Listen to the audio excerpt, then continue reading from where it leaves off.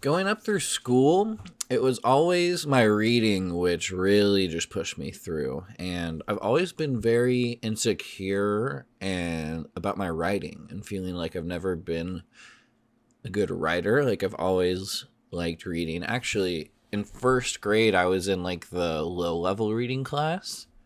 Um, and I guess, yeah, I don't know exactly. I guess I just didn't score high enough on the test to be in the normal one, normal level. But I just remember oh crap, what was her name? Mrs. White? I think it was Mrs. White. She was my reading teacher, and I fucking, oh, excuse me.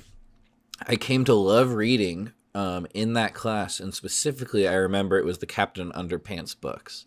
Like, it just was juvenile enough humor for me, I guess, to really get into it.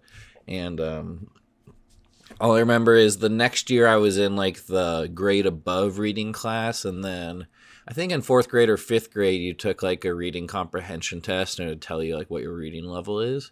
And I was in like 12th grade reading level, so I've always been a big reader. Well, it's funny, and I don't read like novels as much anymore, but I'm reading news articles all day long.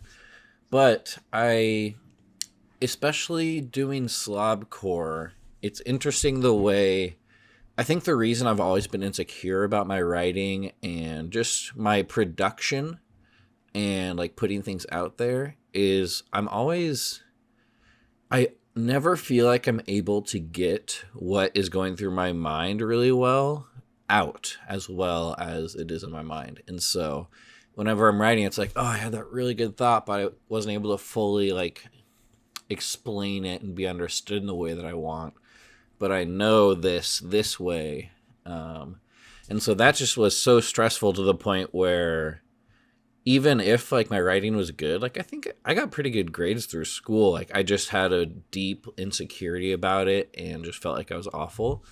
And so what's interesting, I think Slobcore specifically, the fact that I just set it up this way where the rule that I kind of hold myself to pretty much is just I do it on the first take, and I just watch the video while I'm talking, and really just do it off the cuff, very extemporaneous, and it's not really refined. Like I don't have perfect grammar when speaking or perfect punctuation. I guess you don't have punctuation when you speak, but I'm just kind of giving you as much of like a raw interpretation of what my brain's going through. And I think when it's really good is when I get into a certain flow state where I'm basically just like letting my inner monologue go.